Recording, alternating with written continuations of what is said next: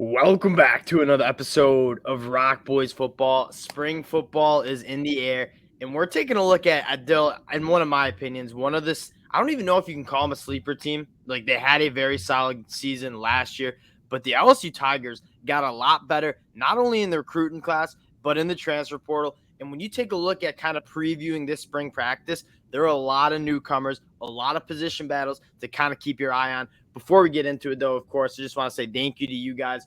It's a blast talking all these college football teams as we roll into spring practice. And again, we'll be back kind of recapping the spring game, and then in the summer doing our summer scout and getting deeper into these programs. So again, we appreciate the support you guys have shown. If you do enjoy the content, consider subscribing to the channel. We appreciate you guys. Dill, let's start with the quarterback position. That's kind of how we start these previews. The thing that I kind of want to highlight here is you look at last year, Brian Kelly's first year at LSU. I mean, juggling four quarterbacks that were probably getting quarterback one reps. So you had Miles Brennan, Jaden Daniels, the transfer, Nussmeier, and then Walker Howard probably getting sprinkled in. And what does that kind of have when you have that spring practice? And we recap the spring game. I mean, all four of those guys were playing significantly. And like the reps, you're not getting a lot of first team reps for any quarterback. Now coming into 2023, you only got two quarterbacks that you're really looking for as starters, and I think you really do have your guy in Jaden Daniels. But Dill, I kind of want to ask you, like, do you think there is a quarterback battle, or are we rocking with Jaden Daniels here?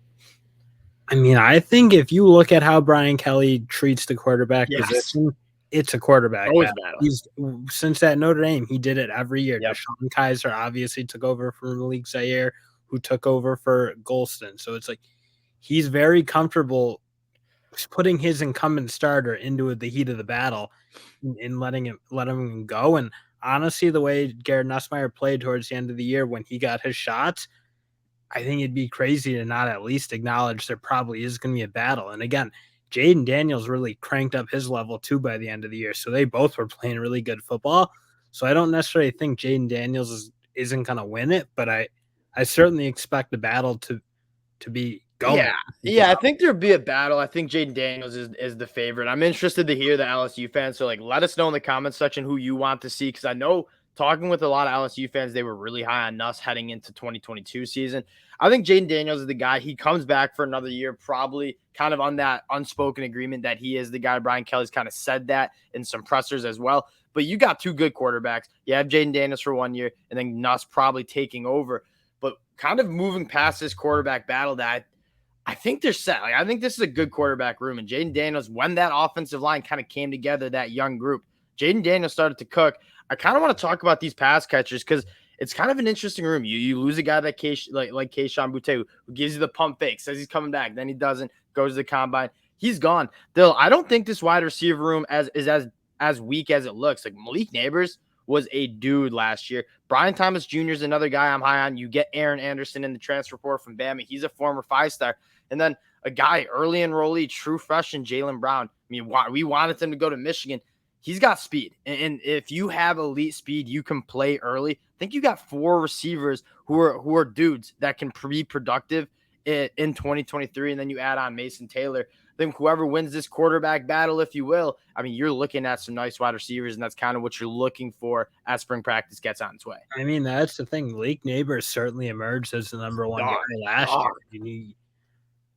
He was the one who muffed the punts early, right? And I believe so, yeah. Kind of got like, I mean, Brian Kelly tore him up for that, but then by the end of the year, he was playing incredible at wide out. I already forgot the punts, so I'm kind of with you. I don't think they did lose some pieces, but you're getting back your number one for sure, and a guy, Brian Thomas, who I also thought was coming on. Honestly, you just saw what Brian Kelly did over the year and this coaching staff in general. Like, guys started to play really good. They got better in the year.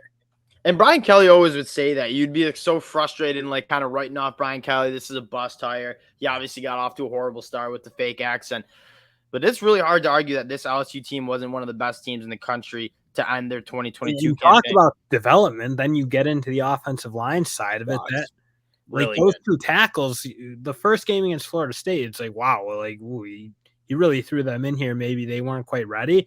Then towards the end of the year, you saw them go up against guys like Will Anderson and more than hold their own. I thought they both did a fine job. You didn't see Will Anderson taking that game over in any sense of the word. So again, you just look at a bunch of really young players who got really good, especially at the tackle spot. And I want to see the increased, like, I want to see them get even better. And that's where you normally see the biggest step. Like, it's really hard to come in as a true freshman and be a good offensive tackle. You normally see those big time steps year 2, year 3. Guys like Will Campbell, guys like Emory Jones Jr. I think that could be in an argument of one of the better tackle groups in the whole entire country. I think the interior offensive line is also very solid. Dellinger obviously moving on from center. That was a disaster. Miles Frazier. I mean, this starting 5 projected in spring looks to be one of the better groups that in the country heading into 2023. And you got some good running back. This is another kind of, I feel like, underrated position group for LSU. And I'm kind of interested to see how it shakes out in spring practice. Armani Goodwin, I think he's the best running back in this room. Got obviously banged up for a decent amount of 2022, but John Emery Jr., like, he's the former 5-star, like, elite traits. I would like to see his development as he gets into spring practice. Can he stay healthy? Can he stay out of trouble? Because this running back room thing, because I think he's coming into the spring with some academic issues where I'm not sure he's going to be. Yeah, I don't think he's going to be rolling in immediately.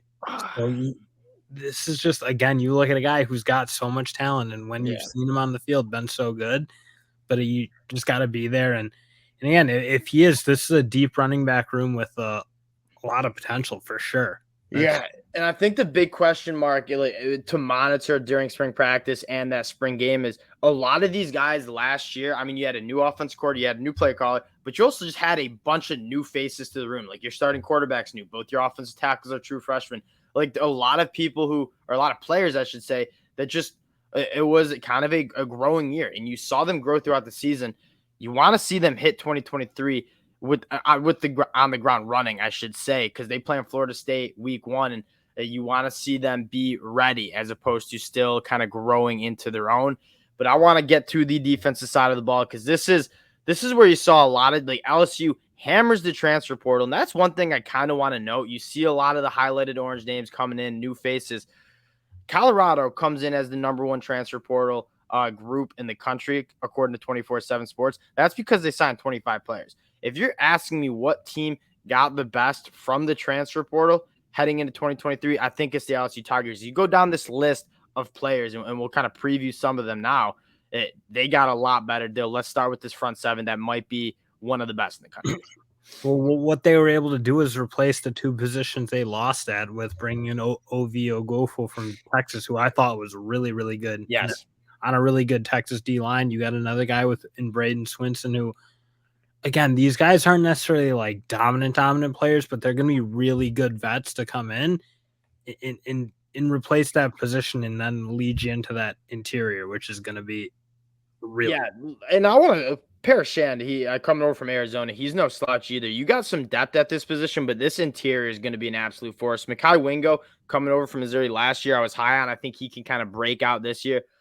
I can't wait to see Mason Smith come back. This dude was so good as a true freshman. He looked phenomenal against Florida State in the select snaps he had until he tore his ACL, which was just so sad. Mason Smith, if he's fully healthy, I think could be a top 10 pick, be one of the most dominant interior defensive linemen in this country. And then even when you look at the depth, you get Jalen Lee coming over from Florida. He's a solid depth piece. And then Jordan Jefferson, another guy that I'm extremely high on the inside. I mean, this front 4, especially on the interior, goes 4 or 5 deep of dudes that you're very excited for. Yeah, no, and that's the thing. And then you get into the linebackers. That's probably going to be the best. This might be the best linebacking crew in the country. So good. And you're led by who, in my opinion, by far the best linebacker I've ever seen as a true freshman, Harold Perkins. I mean, I've never seen a freshman take over football games against really good teams. Like, you watch against Arkansas and Alabama back to back, just like they won basically because of him. And their defense played really well because of him. He just flies around the field. He makes tackles. He gets sacks. He's just one. I don't know. I think he might be one of the best linebackers I've ever seen with my 2 eyes. Yeah, and then I kind of like the balance, because Greg Penn's another guy that played a lot last year, but before that was kind of an unknown name. I think he's really solid at that Mike spot. And then you go get Omar Speights to kind of fill in that one hole in your depth chart from Oregon State. He's one of the more productive linebackers in the whole entire country. He's played a ton of football for Oregon State. Was partly he's a guy who's going to stick in the middle and just be really good. And I think let Harold Perkins even take over even more, because I just think he frees Harold Perkins up to be a playmaker at any position, whether that's defensive end, whether that's linebacker. Just let him play a little more free. I think that's a phenomenal point. Like when you go get a guy in Omar Speights who just is going to be such a solid box linebacker, like, all right, Harold Perkins, go rush off the edge, go blitz the A gap, like let him go impact the game in the ways you saw him impacted last year as a true freshman. Harold Perkins, and I know it's early, and I'm not trying to go crazy here, but like the Micah Parsons comps are there. Like he is.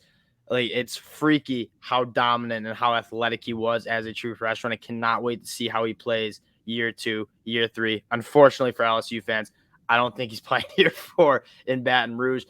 In a very similar situation from last year when we were previewing this LSU team, the secondary is probably where you have the most questions in terms of not the ball players. I think you got some good ball players back here. The questions are more, you got a lot of new faces coming in, and I want to talk about probably the guy who is the best player in this secondary, at least athletically, in Denver Harris. Phenomenal when he was on the field for Texas A&M, obviously the 5-star true freshman last year at A&M. He just got to stay out of the doghouse of BK because he's the guy smoking in the locker room, off the field issues. But if he's on the field, staying out of trouble, he's going to be an all-SEC cornerback. And that'll be the thing is I kind of trust Brian Kelly to be able to manage this. This is like what he came into LSU to do after things kind of fell off the rails with Ogeron in terms of breakdown of the program and it's kind of not keeping the tightest of ships. I think this is what Brian Kelly's paid to do. He's excellent at it. He's done a really good job, I think, for most of his college career in terms of just developing the culture you want where guys are accountable and are doing the right things. And you even saw last year, I think you kind of felt like some rumblings early, maybe at times with some discontent, but then you see a guy like Keyshawn Boutte, like they don't necessarily see eye to eye early. And eventually everybody gets on the same page and just started looking really good at LSU. And I think that'll be easier once he's had his first year there. Like, I think it's really hard to implement and be kind of have that hard, rigid culture when it's your first year in the program, but that you feel good about the established culture BK's got. I feel like it's easier to get some of those players to fall in line, but a couple other guys, like this is going to be a fierce competition in the backfield.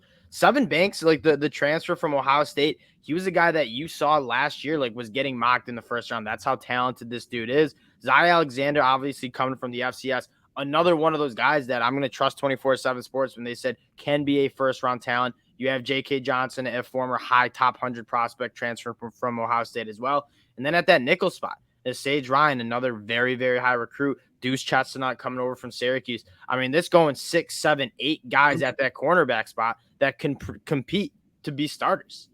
And that'll be the name of the game. That they have the one position that you kind of don't have a ton of returning production. What you have is a ton of talent. So I like to think you'll be able to get guys in there who are going to make it work, because there's just too many guys, I think, to have like 6, 7 guys just flame out. I agree, and it's kind of like that argument we talk about with Michigan, where you have like 7, 8, 9, 10 guys who can start on the offensive line. You're gonna find 5 dudes who are gonna come together and play well. Like you just trust that this LSU secondary is gonna find 3, 4, 5 cornerbacks that you can trust out there, because again, you're choosing from 6, 7 extremely talented guys. What I kind of want to talk about, and this is a conversation we can start now and kind of continue after the spring game and when we do our summer scouting.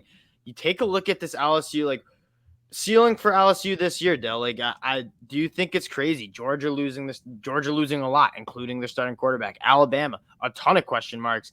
Like, is this the year that the SEC kind of seems to be up for the taking here? No, it wouldn't be crazy for LSU. I don't think so either. Competitive for a championship, just because, again, I think you got probably the best crop of sophomores I've ever seen. With what they got, 4 guys with Taylor, Perkins, and the 2 linemen. I think they're going to be all SEC type players. So I think you got a good group of young guys.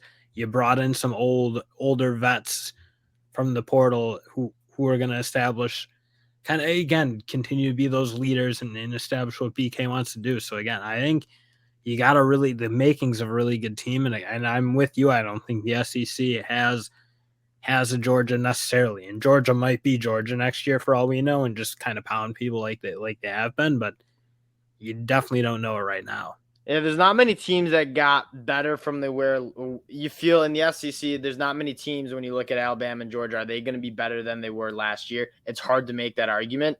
I think LSU is a team that you can make a pretty strong argument that this team is going to take strides heading into 2023. And you look at that schedule, and again, early, we'll get more into this during the summer, but on the road at Tuscaloosa, November 4th. And then I cannot wait to kick off college football Sunday, September 3rd, Florida State. Camping World Stadium in Orlando, Florida. That game is going to be absolutely phenomenal. Two teams that I think we both have in our top 6, 7 rankings. Very excited for that one again. But wanted to just discuss some of the position battles, some of the kind of topics to monitor as LSU rolls into spring practice. Again, we appreciate the support you guys have shown for real. If you do enjoy the content, consider subscribing to the channel. We appreciate you guys, and we'll talk to y'all later. Peace.